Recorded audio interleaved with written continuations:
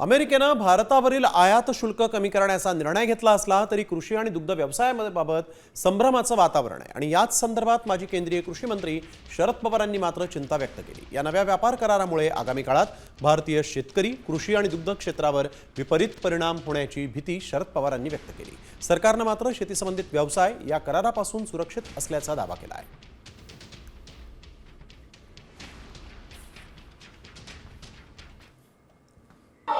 भारतीय पक्ष अपने संवेदनशील क्षेत्रों विशेषकर कृषि और दुग्ध क्षेत्रों के हितों की रक्षा सुनिश्चित करने में सफल रहा है।